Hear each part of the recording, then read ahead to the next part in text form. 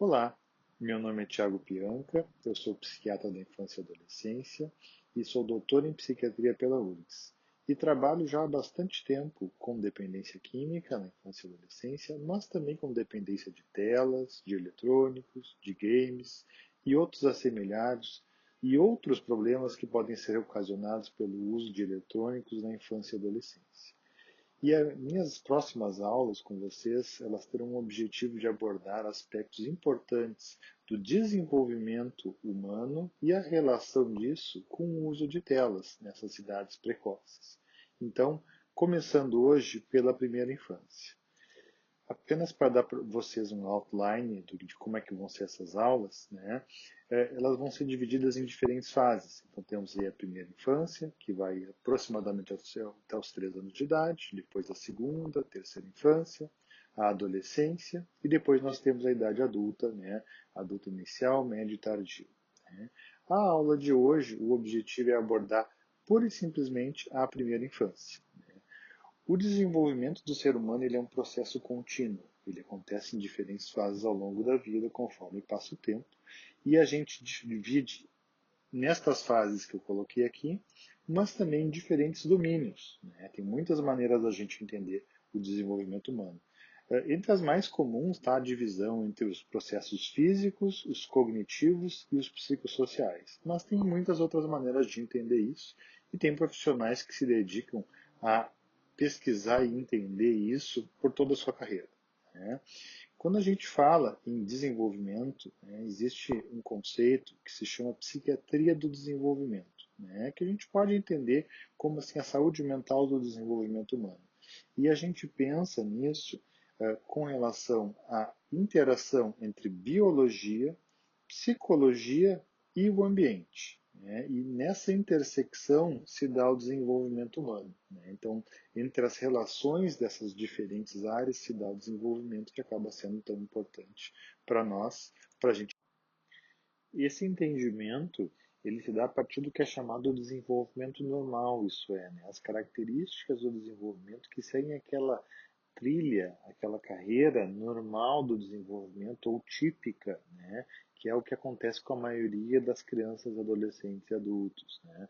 Mas também, cada vez fica mais claro que existe outras maneiras de se dar esse desenvolvimento que são chamadas de atípicas, né? E que estão relacionadas com os diferentes transtornos do desenvolvimento que a gente vai falar um pouco mais adiante. Né? Então, isso aqui é apenas para ilustrar é uma tabela de marcos do desenvolvimento. Tá? Isso é uma das maneiras que a gente tem de tentar entender o desenvolvimento humano, eu diria das mais tradicionais, que é olhar conforme determinadas idades que acontecem, como é que está o desenvolvimento das diferentes áreas, né? Seja do cérebro, físico, psicossocial e etc. Né? Isso aqui é retirado de um livro muito famoso da área, que é o Papalia. Né? Então, assim, a gente pode ver como é que está o desenvolvimento conforme as idades, conforme os marcos que é alcançado. Né? Quem tem filhos ou teve filhos, já teve em algum momento aquelas consultas, né, com o pediatra, que ele acaba perguntando sobre o que a gente chama de marcos do desenvolvimento. Ah, com que idade falou, com que idade caminhou, com que idade controlou o xixi, controlou o cocô, né? Então, sim, esses são marcos importantes, esses são dos maiores, não são os únicos, evidentemente, a coisa acaba tendo muito mais nuance, né? E entender mais ou menos em que momento do desenvolvimento que se dá cada um desses avanços acaba sendo muito importante para a gente entender o quanto que uma criança está seguindo, como eu disse, um desenvolvimento normal, ou ela tem algum tipo de atraso, ou mesmo se ela está precoce em algum sentido, né? Que pode ser interessante para várias situações também. Né? Então, isso é uma das maneiras de entender. Acho que, como também não é o objetivo da aula, não vamos nos ater muito a esses marcos específicos do desenvolvimento, né? Mas basta saber que isso é uma maneira da gente entender. Né? Outra maneira é através do que diferentes pensadores já colocaram, né? Diferentes pesquisadores ao longo da nossa história, a respeito de como é dado o desenvolvimento. Né? Nesse caso, eu destaco um dos meus favoritos, né? Que é o Erik Erikson, né? Que colocou cada uma das fases da vida como uma espécie de desafio, né? Um desafio entre uma característica geralmente positiva e uma que seria o seu reverso negativo. Né? né? Então, assim, o que seria o desafio do bebê, né? Seria entre a confiança básica e a desconfiança, quer dizer, ele vai confiar nas figuras paternas, né, na mãe, no pai, ele vai desconfiar de estranhos, quer dizer, o que acaba predominando nessa fase? O que ele tem que superar? Né? Ele tem que adquirir, né, de preferência para ter um bom desenvolvimento, a confiança. Né?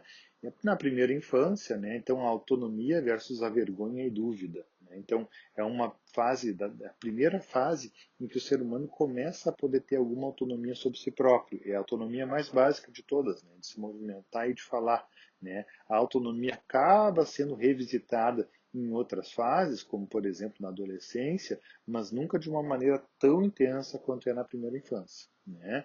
Depois temos as outras fases que eu não vou abordar agora nesse momento, para não gerar dúvidas, não gerar confusão na cabeça de ninguém, né? Mas a ideia é de que cada uma delas vai ter um desafio diferente, né? E mesmo as fases de adulto e de idoso acaba tendo também, né? Porque o desenvolvimento ele é contínuo ao longo da vida.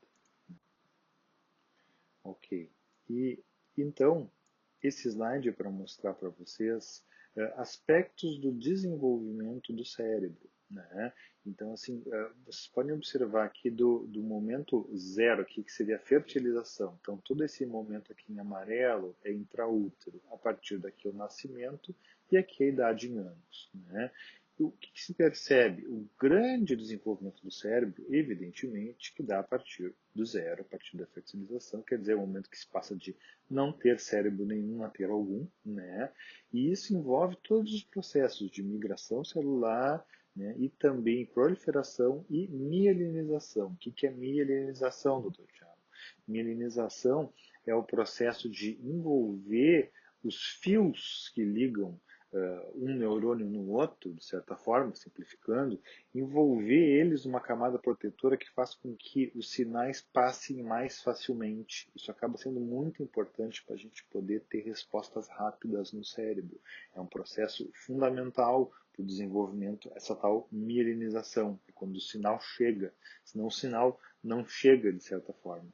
Quando o bebê nasce, ele está parcialmente mielinizado, você vê aquela curva ali subindo, né, ali no ano zero, né, e segue subindo depois. Né, é por quê? Porque ele está mielinizando até a parte de baixo do corpo os fios desses neurônios, né, que servem para controlar o movimento. Por isso que geralmente um bebê não consegue caminhar logo que nasce, né, ele nem teria capacidade porque ele não tem mielinização, né, ele não tem o que é necessário para ter esse movimento rápido de mãos e pés ainda, ele não controla bem os seus membros, e isso se explica em parte por isso. Né? E esse processo ele vai acontecer ao longo da vida, né? Não é o único que acontece, mas também as questões que envolvem diretamente o córtex, né? Como eu estava dizendo, a parte de fora do cérebro, para quem não domina essa nomenclatura, né? Que a gente vai ver também em seguida. Né? Esse gráfico que tem aqui do lado, né, ele mostra como é que é o processo de amadurecimento da parte de fora do cérebro, córtex, né, para todos estarmos falando na mesma língua. Né? O córtex ele é a parte de fora do cérebro, como eu já disse, e ele é a parte que nos diferencia principalmente dos outros animais. Os outros mamíferos, tudo eles também têm córtex e tal, só que é menor do que o nosso proporcionalmente, né? Desenvolve menos do que o nosso e acaba tendo menos importância para eles, de certa forma, do que para a gente. Né? O que nos torna humanos, de certa forma, reside um pouco nisso. E nisso está, inclusive, toda a nossa capacidade de decisão, de pensar, de formular coisas, são todas funções que estão residindo aí de alguma forma. E o que acontece ao longo do nosso desenvolvimento, já depois de ter nascido? Né?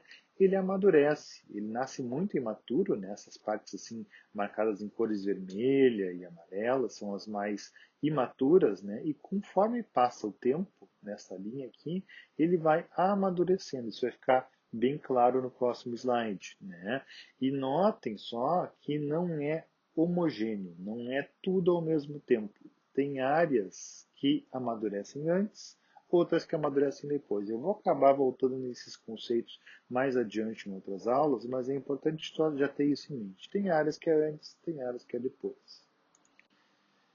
esse vídeo, ele está colocado em looping aqui, né? Ele começa, vai até o final agora, depois volta para o início, né? Então, assim, esse vídeo é o mesmo que o slide anterior, vem do mesmo estudo, só que ele está mostrando isso, né, ao vivo e a cores, como é que dá esse processo. E observem, né, como é um processo gradual esse do amadurecimento, e ele se dá numa espécie de onda que vai fechando aqui, e tem uma grande área na frente do cérebro ali que fica vermelha por mais tempo, né, e vai ser mais relevante mais adiante. Mas é interessante dizer assim, né, não amadurece tudo ao mesmo tempo, por isso às vezes tem descompassos entre as capacidades de uma pessoa também, né, e que esse processo ele é um tanto quanto complexo, não é simplesmente uma passagem do tempo. Então esses seriam os conceitos a gente entender até aqui. O que acontece na primeira infância, né? Vou falar assim, grosso modo, para não entrar em marcos assim muito específicos, né? Então a gente pega ali o recém-nascido, né? Se tu observar um recém-nascido, ele segue regras muito específicas que governam a forma, né, que ele consegue explorar o mundo, né?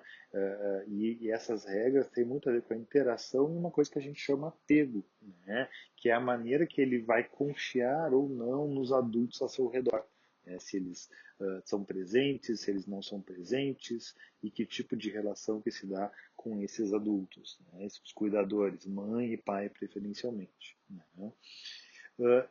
Entre 6 e 8 semanas, o comportamento do bebê começa a ficar um pouco mais voluntário, ele fica um pouco mais responsivo, né? E aí começa aquela coisa de tentar começar com um sorriso social, né? Responder a estímulos, dar risada, ficar bravo quando alguma coisa de ruim acontece, né? É um processo lento, mas que vai acontecendo aos poucos, e quem já foi pai, quem já foi mãe, já observou isso nos seus filhos com certeza.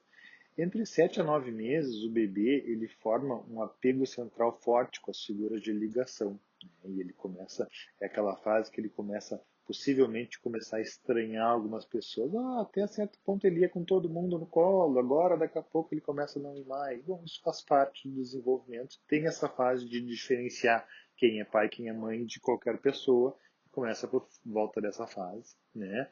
O bebê começa a se movimentar independentemente ao final dessa fase, também engatinhar, muitas vezes dar os primeiros passos.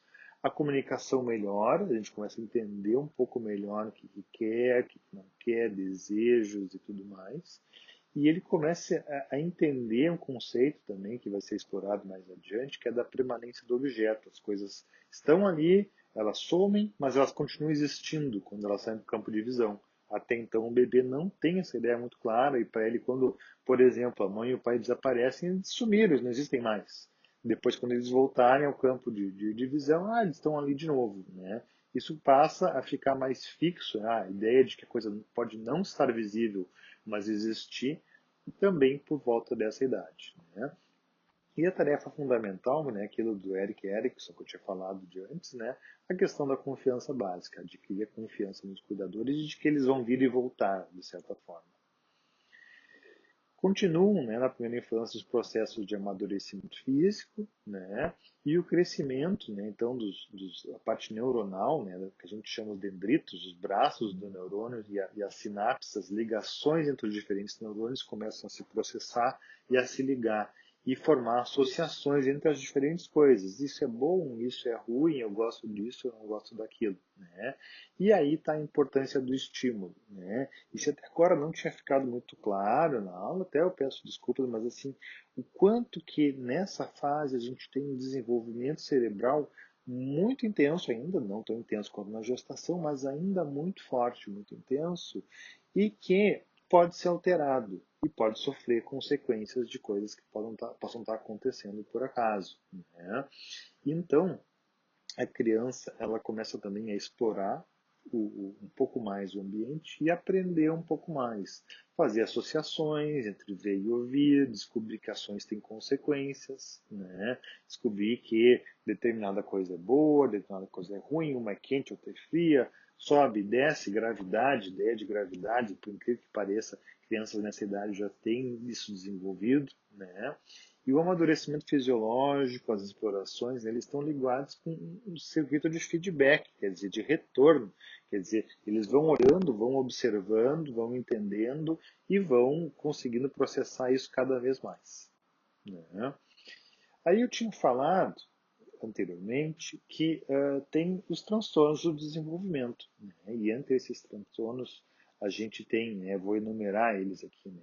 O transtorno do espectro autista, né, chamado TEA, ali, o também chamado TDAH, ou transtorno de déficit de atenção e hiperatividade, os transtornos específicos da aprendizagem, as deficiências intelectuais, os transtornos da comunicação e os transtornos motores. Então, essa é a categoria, né, dos manuais diagnósticos dentro da psiquiatria que nos fala quais são os tais transtornos do desenvolvimento ou do neurodesenvolvimento, como queiram. Tá? O que é interessante a gente perceber? É toda uma categoria e cada um deles é bem diferente do outro. O que liga um no outro? É que nós temos um desenvolvimento que não é normal, o que não é típico, né, nesses transtornos e que causa uma série de consequências, geralmente para a vida do indivíduo. Não é uma coisa que se atém apenas à infância. Por quê? Porque ele cresceu diferente de uma certa forma. Não necessariamente vai ser sempre uma coisa ruim e negativa, mas é uma coisa que foge da característica típica e por isso a gente precisa estudar e entender que ela existe, né? A diferença, a divergência, como é chamado também. Nesse outro gráfico, aqui, esse outro vídeo, né, que ele é um pouco mais avançado em relação ao que eu tinha passado antes, né, de animação, e ele nos mostra justamente um caso de déficit de atenção e hiperatividade, na verdade seria o resumo de vários casos desse tipo, e os controles, né, ou seja, aqueles que não têm um desenvolvimento alterado, né, e esse vídeo também está em looping para vocês observarem uma coisa interessante. Aquele movimento em onda que vai se fechando, que vai aqui na frente do cérebro aparecendo cada vez mais e surgindo mais adiante, acontece tanto no controle, na pessoa com desenvolvimento típico, quanto naquele do desenvolvimento atípico, o TDAH aqui nesse caso. Mas notem, ali no meio tem a idade. E a idade que isso se processa, tanto no TDAH principalmente, ela acaba sendo muito mais tarde do que em quem tem desenvolvimento dito típico, né? E isso tem consequências. E isso, na verdade, está diretamente relacionado ao que? À origem desse problema do TDAH. Então, assim, não é como se o TDAH pudéssemos dizer, é uma coisa simplesmente inventada, é uma coisa que simplesmente parece que a criança faz por birra. Ela tem, de fato, uma alteração cerebral. Isso aqui é resultado de diversos estudos de imagem de diversas crianças diferentes para chegar nesse resultado. E mostra que, bom, existe uma diferença, uma alteração. A única coisa é que ela não é perceptível ao olho nu. Né? Dizer, a gente tem que ter exames muito bem aprimorados, né? Muito precisos, né? De ressonância magnética, de um monte de Tesla, né? Toda aquela linguagem científica para a gente chegar nesse tipo de resultado e ficar isso visível para todo mundo.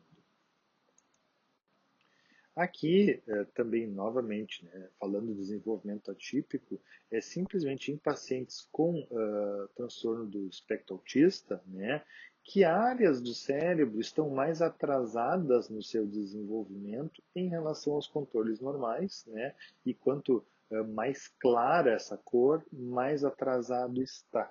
Né? Então, assim, nesse cérebro aqui, nos dois, na verdade, né, eles são simplesmente fotos em espelho um do outro, né? Notem que tem grandes áreas ali que tem atraso no desenvolvimento, né?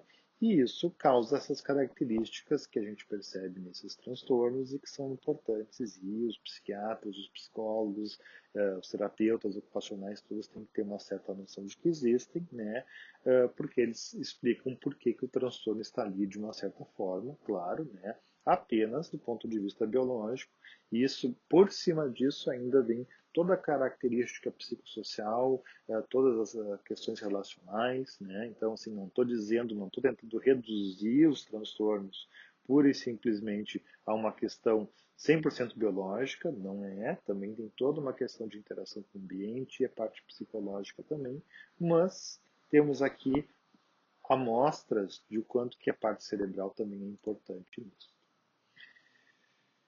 Em relação ao desenvolvimento, a maneira da gente observar o desenvolvimento e entender o desenvolvimento do ser humano, ela tem mudado ao longo do tempo. E eu acho que essa perspectiva histórica ela é bastante interessante para a gente pensar, por um lado, o como que a gente já evoluiu, né, enquanto sociedade, enquanto civilização, né, porque se a gente pegar ali quando começa a ser pensado sobre o desenvolvimento humano, né, as grandes preocupações ali pelo século XIX, no primeiro quadro, eram questões, né, nutricionais, né, as doenças infecciosas, a morte prematura, e essas eram as preocupações iniciais dessa época. Afinal de contas, né, a sobrevivência era difícil, né, no século XIX e até mesmo no início do nosso século, não faz tanto tempo assim, né, a gente tinha ainda muito problema de mortalidade infantil por diversas causas, né? A gente tinha uma medicina ainda muito inicial, muito incipiente, a gente tinha dificuldade aí com nutrição, como está escrito ali, né? Uma morte prematura por questões de higiene, né? Que nos segue também ali no segundo quadro, no século XX, né? Que começa assim a se preocupar, superadas essas questões mais básicas, né? Com vacinação efetiva das crianças, com uso de antibióticos, com medidas de sanidade pública, né, higiene, né, por quê? Porque passou a ser as novas morbidades, né? Apesar de não morrerem mais, né, de fome e outras coisas, ainda morria muita criança no início do nosso século, né, do século passado, do século XX, né? Por quê? Por questão de desinteria, diarreia, infecções. Então, assim, essas são as novas morbidades que surgiram, né, mas que já não são mais novas, né? Porque no final do século XX começa a surgir novamente superadas essas questões, os transtornos de humor, de uso de substâncias pelos pais, exposição à violência, né? Esses que acabam sendo os grandes propulsores dos prejuízos às crianças e adolescentes e acabam conquistando esse grande papel de serem ruins. E notem que interessante isso, né? Não é que simplesmente esses problemas aumentaram, provavelmente eles já estavam presentes, mas eles eram encobertos na importância daqueles outros que falavam da sobrevivência. Então, passamos a ter uma troca um pouco de mortalidade por morbidade. Essas seriam as mais novas morbidades, né?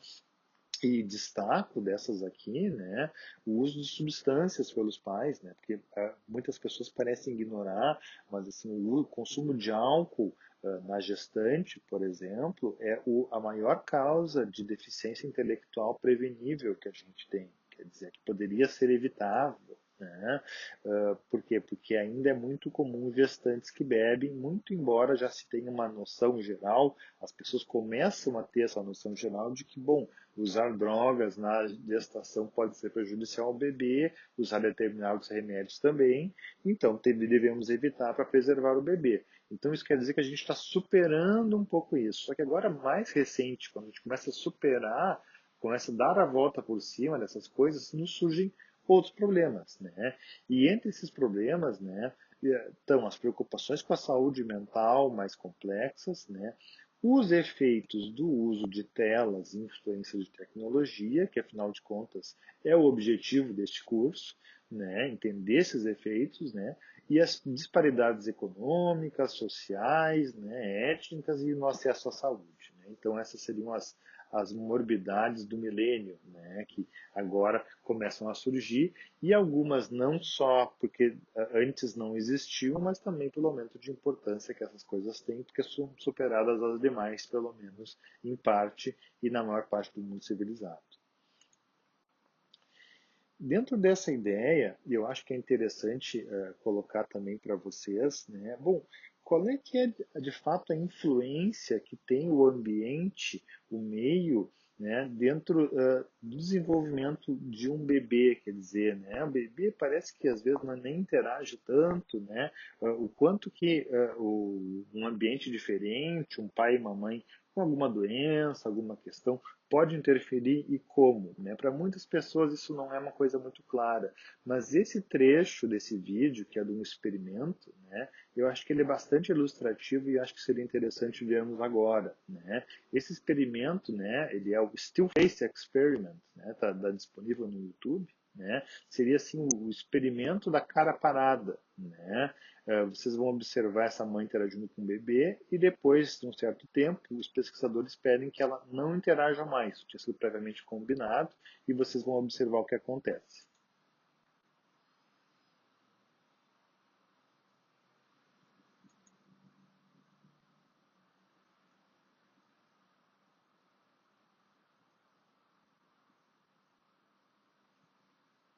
Né? Então temos aqui a mãe interagindo com o bebê, né?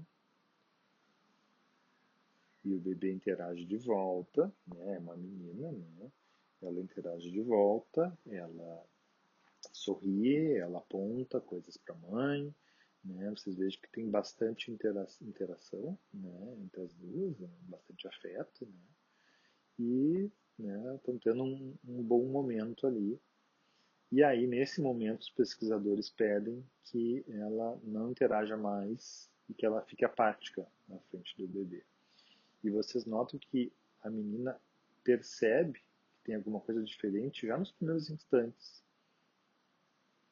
né? E aí ela começa, na verdade, a tentar mobilizar de alguma forma a atenção da mãe e se frustra por não conseguir. Ela tenta apontar, ela tenta mexer com as mãos, fazer caretas, bater palmas, né?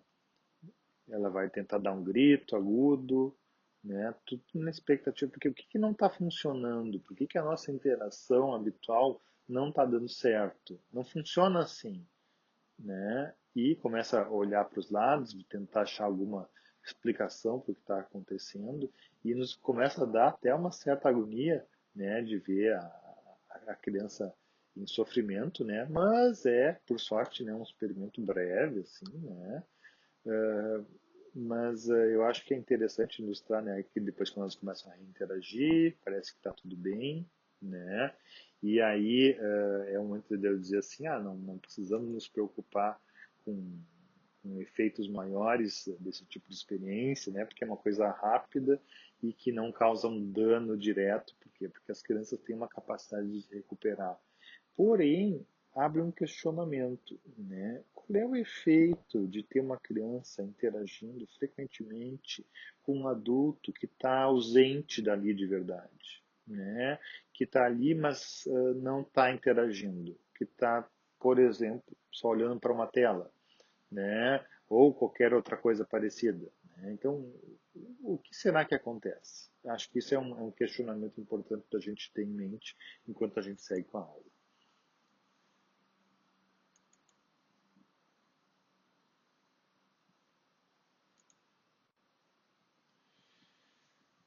Bom, então assim, quando a gente pensa em transtornos mentais, né, a gente tem que pensar que o risco para os transtornos se dá pelo somatório da genética, né, o que são os genes que vêm hereditariamente das pessoas, dos pais para os filhos, né, e os efeitos do ambiente. Né?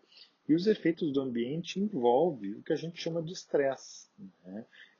Essa situação, por exemplo, que a gente acabou de ver no vídeo, é uma situação estressante, né? E repetida cronicamente vai ter um efeito muito maior. Né? O efeito do estresse durante a gestação ele é perceptível tanto em animais quanto em humanos, inclusive em gerações posteriores, assim, muitas vezes. Né? Como assim gerações posteriores? Né? Quer dizer, tem mecanismos, né, que a gente chama de epigenética, né, que são como passar informações do que aconteceu na vida de uma pessoa para os filhos, para a prole, como a gente diz. Né? É um assunto que é recente, ainda relativamente recente, mas a gente sabe por a questão de alguns experimentos que situações muito dramáticas como trauma muitas vezes deixam uma espécie de marca no DNA que pode ser passada adiante. Né?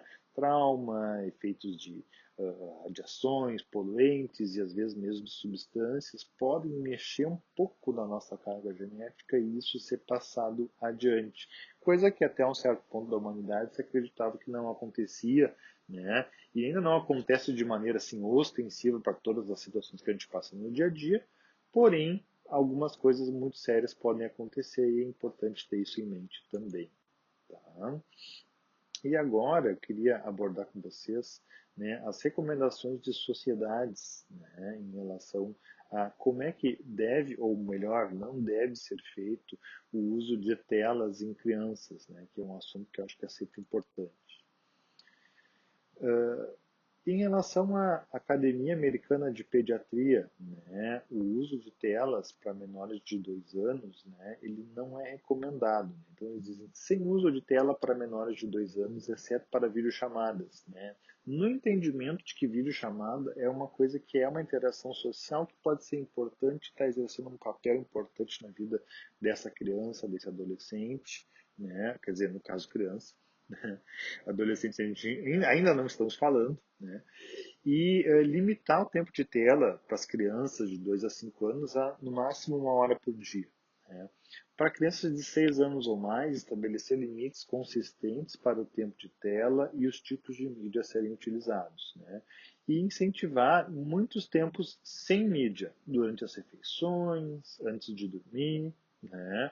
Então, quais são os momentos em que não há mídia nenhuma acontecendo? E uma participação ativa dos pais no uso de telas. Essas recomendações, elas já têm um certo tempo, se não me engano, são de 2016. Tá? E se vocês forem ver as que vão seguir, são todas assim, parecidas com algumas nuances diferentes. Né? A Academia Americana de Psiquiatria da Infância, né, ela diz para limitar o tempo de tela, especialmente para as crianças mais novas, sem ser tão específica quanto a de pediatria. Né? Os potenciais impactos na saúde mental são maior risco de ansiedade e de depressão. E os pais devem assistir a mídia junto com as crianças para orientá-las. Isso é um aspecto bastante interessante que aparece aqui, que vai surgir mais adiante na nossa aula, que é do chamado co-viewing, né? De ver junto, de assistir junto, e o que isso pode trazer de positivo. Né? A Associação Psiquiátrica Europeia, né, ela orienta orientações sobre saúde mental eletrônica, né, e uso de telas digitais, um uso muito cauteloso de telas digitais, especialmente em crianças pequenas, novamente não colocando limites tão bem estabelecidos, e integração dos limites de tela em estratégias de saúde mental, quer dizer, quando é necessário para atendimentos, para entender melhor a situação de uma criança, de uma família, claro que o uso de telas acaba sendo importante e isso já é conhecido. Já a Sociedade Francesa de Pediatria, né, ela tem uma abordagem um pouco mais equilibrada em relação ao tempo de telas e coloca da importância de manter os limites de uso e da atividade física, interação social e sono, que muitas vezes são prejudicados quando tu tem um excesso de uso de tela e por si só isso já deve causar dano para o desenvolvimento, além de evitar telas para crianças menores de 2 anos, que também acaba sendo uma coisa bastante importante. A Sociedade Brasileira de Pediatria, ela tem também algumas recomendações interessantes, né, que são sem tempo de tela para crianças menores do que 2 anos, limitar o tempo de tela a 1 hora por dia para crianças de 2 e 5 anos. Eles recomendam a participação ativa dos pais no consumo de mídia, em termos de saber o que está sendo consumido, em termos de participar, de observar junto, né, e garantir que o conteúdo seja adequado, educativo, apropriado para a idade. Então, são todas coisas fundamentais quando a gente está lidando com crianças e adolescentes. Seguindo adiante, então, das recomendações das sociedades diversas, né, eu trago para vocês essa revisão, que é uma revisão de revisões, né, um Review of Reviews de 2019. Né, então, abordou 13 revisões de estudos diferentes sobre o uso de telas na infância e adolescência, né, e tentou dividir os efeitos, né, conforme o tipo de tela, né, porque sempre foi uma crítica muito grande em relação a esse tipo de estudo, né, que a dificuldade de abordar diferentes tipos de tela, de entender o que realmente significa o conceito de tempo de tela, sendo que há tipos de telas tão diferentes e usos tão diferentes. Né? Então, esse aqui já tentou dividir pelo tipo de tela, né? As poucas coisas que achou foi em relação ao uso de TV, até porque tinha muito mais estudos que focaram especificamente no uso de televisão do que em outras. Então, achou um aumento de IMC, uma associação moderada né, com sintomas depressivos, uma piora da qualidade de vida e associações muito fracas com ansiedade, hiperatividade, desatenção, piora da autoestima, né? E absolutamente não viu relação do uso de telas com suicidabilidade ou transtornos alimentares, sendo que possivelmente também o estudo não tivesse capacidade de detectar relações muito fracas com esse tipo de situação, pelo baixo número de estudos abordados também. Então, essa é uma ressalva importante a gente fazer nesse momento. Se a gente for ver, então, né, o que também é importante a gente ressaltar, a partir da geração Z, né, a primeira a usar as redes sociais desde cedo na adolescência, a gente tem um aumento, né, das taxas de depressão. Na verdade, se a gente for olhar esse gráfico, tá, só para contextualizar, se a gente fosse fazer um zoom out, né, olhar ele mais de longe, a gente vai ver que as taxas de depressão elas já estão aumentando também há mais tempo. Né? Não é só a partir daqui que a gente está contando, né, mas elas estão aumentando, né, aos poucos, ou devagar e sempre. Né? Mas estão aumentando e teve esse aumento bem significativo, especialmente em meninas, um pouco menos nos meninos, aqui de baixo. Né?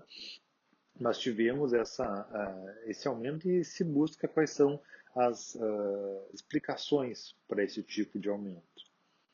E uma possível explicação que surgiu logo, né, foi a questão da depressão e suicidabilidade está relacionada com o uso de redes sociais. Então, já que as coisas mais ou menos estavam coincidindo no tempo. Tá? Então, temos esse estudo, né, com duas amostras representativas americanas, né, mostrando alguma associação entre esses sintomas depressivos e suicidabilidade e horas de uso de redes sociais.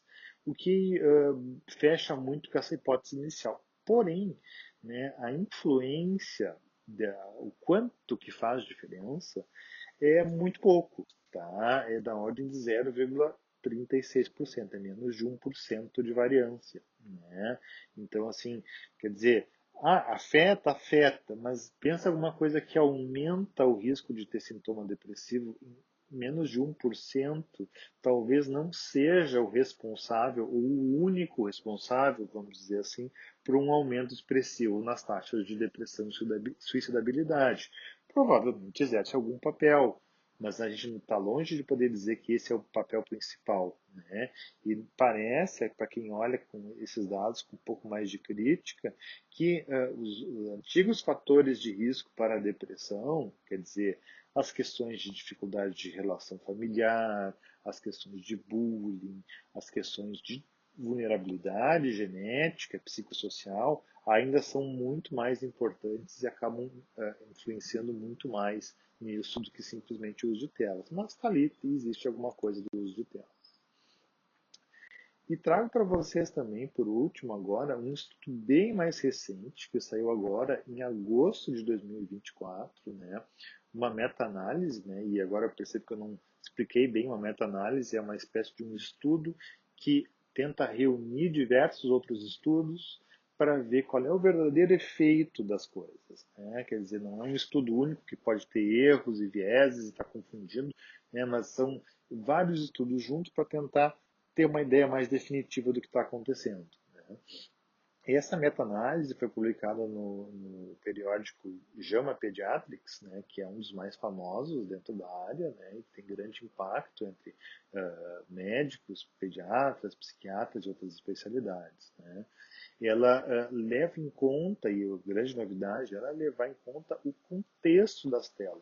Né, e que contexto eles colocam o tipo de tela, como já coloquei naquela outra revisão, mas também o conteúdo e o propósito do uso. Né? Então a coisa começa a ter cada vez mais nuance para ver se a gente consegue realmente entender o que é danoso em relação ao uso de telas, em contraposição a simplesmente telas são danosas, ponto. Né? E esse estudo foi feito com crianças menores de 6 anos de idade e avaliou então questões relacionadas com o desenvolvimento cognitivo, né, da mente, desenvolvimento social, estudos e foram estudos observacionais, né, que são estudos transversais e longitudinais. Doutor Tiago, essas palavras estão difíceis. O que isso quer dizer? Né? Estudo transversal é um estudo que faz uma espécie de uma fotografia da situação atual. Ele vê, por exemplo, nesse caso, quem está mais usando tela e, ao mesmo tempo, ele vê quem tem mais problemas cognitivos, quem tem mais dificuldades sociais, etc. E tenta fazer uma relação de uma coisa com a outra naquele momento. Qual é, o grande problema desse tipo de estudo? É que ele não consegue dizer o que causa o quê, porque ele só está vendo que as coisas estão juntas ou estão separadas. Né? Já um estudo longitudinal é um estudo que acompanha por mais tempo. Ele pega o caso do Joãozinho e acompanha ele por 6 meses, 1 ano, 2 anos, não sei, vai depender do estudo, mas acompanha por um certo tempo e vai vendo quais são as condições dele em cada momento, a ponto de ele poder perceber, por exemplo, bom, o que vem antes. Né? Então ele começa a ter uma capacidade de prever um pouco mais que coisa gera que coisa. Muito embora seja ainda assim difícil dizer que uma coisa causa a outra, por quê? Porque tem muitas variáveis relacionadas em tudo. Né? Mas tem esses dois tipos de estudos, né? E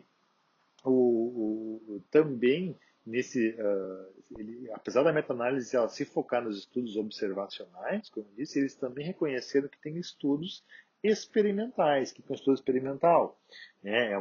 Põe no laboratório, faz experiência, mais ou menos. Né? Nesse caso, é separar em grupos diferentes e dizer assim, ó, vocês usam tela 1 hora, vocês usam tela 2 horas, ou 3 horas, ou 6 horas, ou não sei quantas horas, ou não usam. Né? Vamos tentar fazer uma experiência e ver como é que fica diferente. Né? Isso foi feito também, e eles não entram no resultado, né, do resumão da meta-análise, mas são usados para a gente tentar entender assim, melhor, bom, o que sai de resultado disso também. E eles não são usados porque eles são o menor número, basicamente. Tá? E então, assim, aí a gente vai por categoria, né, de tipo de situação, do que saem os resultados mais interessantes. Tá? Se não está descrito aqui é porque não teve resultados muito relevantes. Então, assim, em relação a visualizar, ver programas de TV, né, dentro dos aspectos cognitivos, foi associado negativamente. Né? Quanto mais ver TV, quanto mais ver a televisão, foi piora das funções executivas, da linguagem e das habilidades acadêmicas. Doutor Tiago, o que são funções executivas? Né? São funções dos executivos de empresas? Não, mais ou menos, não é bem isso.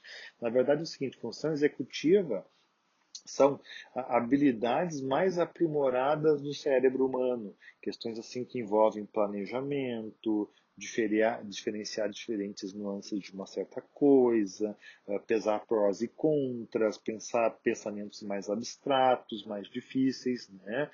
Isso são as funções executivas. Tá? Então é um grande conjunto de funções do nosso cérebro que são das mais avançadas, assim, e novamente aquelas coisas que o ser humano tem que em princípio os outros animais não têm ou não têm muito desenvolvido. Tá? E habilidades acadêmicas, também caso não tenha ficado claro, é as habilidades de estudo, né? Não é a habilidade da academia, né, doutor Tiago? Não, não é da academia, é a habilidade, né, dentro da escola, geralmente. Tá? Em relação a efeitos psicossociais, uma pequena associação negativa, né, com problemas do comportamento e com competência socioemocional, que é a capacidade de lidar com as próprias emoções e com as outras pessoas. Tá? Notem, pequena. Tá? Eu vou falar sobre essa questão, sobre ser pequena, sobre associações, mais adiante. Mas percebo que mesmo aqui já digo que é pequena. Tá? Em relação ao conteúdo inadequado para a idade. Quer dizer, quando a criança é exposta a um conteúdo que tem questões envolvendo ali sexualidade ou violência, ou enfim, de maneira geral inadequado que ela não deveria estar vendo. Né? Quando a criança é exposta a isso, o que está associado? Né? Com mais problemas de comportamento, agressividade e dificuldades emocionais. Até aí também ninguém imaginaria que seria o contrário, mas é interessante a gente observar que a associação está sendo feita, né, comprovando um pouco do bom senso. Em relação a isso que eu tinha chamado a atenção antes, né? A co-utilização, o co-viewing, assistir junto, né? Quer dizer, isso já há algum tempo é postulado como alguma coisa que talvez trouxesse algum tipo de benefício ou que não fosse tão ruim. E, de fato, ela está associada positivamente com o desenvolvimento cognitivo, né?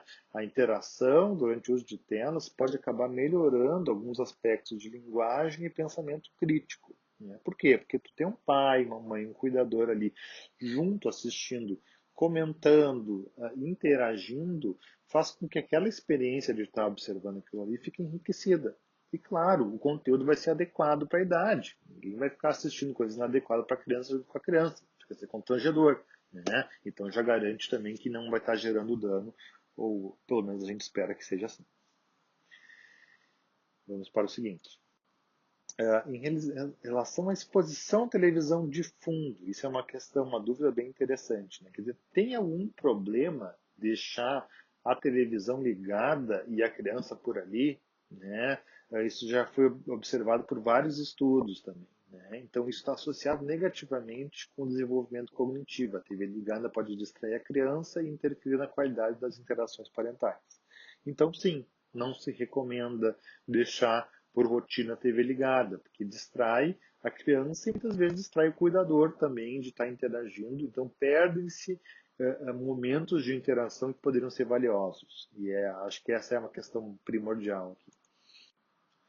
Em relação ao uso de telas pelos cuidadores, né? Como é que se dá isso?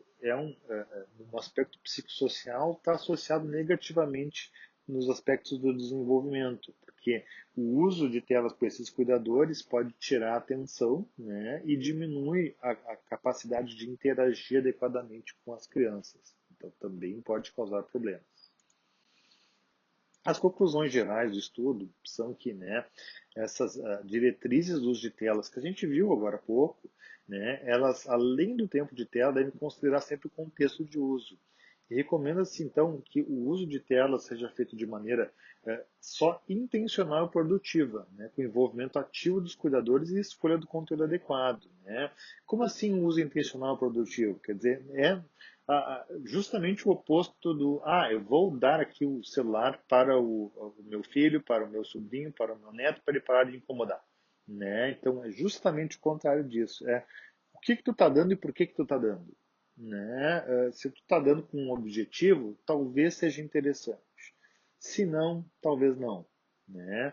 E acho que, claro, tem nuance, a gente ainda vai acabar discutindo muito sobre isso, não só nas aulas, mas também nas oportunidades de discussão, de mentoria, enfim, sobre esse assunto, mas eu acho que é importante ressaltar essa questão da intenção. Tá? Os impactos eles podem variar de acordo com o tipo de conteúdo e a forma como as telas são utilizadas. Então essas são as conclusões do estudo e eu vou adicionar algumas coisinhas a mais aqui. Tá? O que é a grande questão com esse estudo? Então, fazer grande estudo, meta-análise, tem um monte de dados, um monte de coisas interessantes, e colocam, entre outras coisas, né, uma tabela, que é essa tabela 3, que eu coloquei aqui para que todos possam ver, que tem os principais resultados desse estudo. Tá? E eu vou agora, em seguida, ressaltar para vocês quais são os achados significativos desse estudo.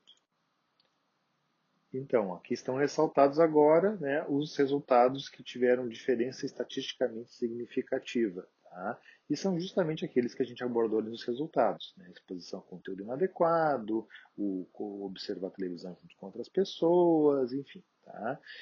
Todos esses aqui são os que tiveram diferença estatisticamente significativa, né, e que chamaram a atenção, portanto, porque, bom, esses assim, podem indicar alguma coisa. O problema é a força da associação. Tá? E se a gente vai observar, então, os números obtidos, todos eles são um tanto quanto próximos a zero, né? 0,11, 0,15, né? E esse tipo de associação é dito, né, aqui nessa tabela comparativa assim, que nos guia, né, como do tipo muito fraca. Isso quer dizer que responde por muito pouco da variabilidade. Né? Quer dizer, está sendo exposto a, por dizer, conteúdo inadequado. Quantos por cento isso varia? Quantos por cento isso vai fazer diferença? 50%? Não, vai ser da mesma forma que aquele estudo anterior que a gente colocou lá, 1%, 2%, 3%, vai ser muito pouco, né, o efeito de fato que está sendo observado disso. Né? Então, assim, claro, pode-se argumentar que qualquer pouquinho pode fazer uma diferença. Sim, se pode. Por outro lado, isso quer dizer que tem muitas outras coisas influenciando. E talvez assim a gente deva tentar que, para coisas importantes como sintomas depressivos, como ansiedade e outros problemas, outras variáveis mais clássicas, né, como as questões de dificuldade de relação, de problemas em casa, de abuso, negligência, de bullying, de problemas socioemocionais, todas elas talvez tenham um papel tão grande quanto ou maior do que o uso de telas, né? Então a gente tem que olhar isso com uma certa parcimônia, saber que isso existe, né? Mas também perceber que não adianta ter um pânico em relação ao uso de telas e que simplesmente pela presença de telas tu vai ter perdido toda uma geração, como se diz por aí, né? Porque essa é uma visão tanto quanto extremada e não nos é útil clinicamente também. Então, as conclusões da aula, né? Os efeitos de uso de telas na primeira infância, elas ainda são um tanto quanto incertos. A gente sabe, né, por óbvio, que não tem grandes benefícios de uso de tela também, né? Isso é uma coisa que talvez eu não tenha ressaltado suficientemente, mas que não tem benefício estrondoso do uso de telas e não tem um motivo para defender o uso de telas incondicionalmente, que devemos expor as crianças a mais celulares, iPads para ficarem gênios. Não é bem assim que funciona. Tá? Isso absolutamente não é verídico e não tem base em pesquisa. Por outro lado, a gente também entrar em pânico e dizer que as telas vão destruir totalmente nossas crianças também é uma posição tanto quanto extrema. Né? Mas a gente tem que saber que tem nuances e a maneira que elas são utilizadas e a relação com os adultos provavelmente são as questões mais importantes aqui. Tá? E também que assim, né, negligência com crianças sempre será negligência, independente do que mais estiver acontecendo, né? Quer dizer, pais que não estão lidando adequadamente com as crianças por uma questão de tela ou por outras razões estão sendo danosos de um jeito ou de outro, né? Era isso que eu tinha para dizer para vocês por hoje, né? E nos vemos na próxima aula. Até lá!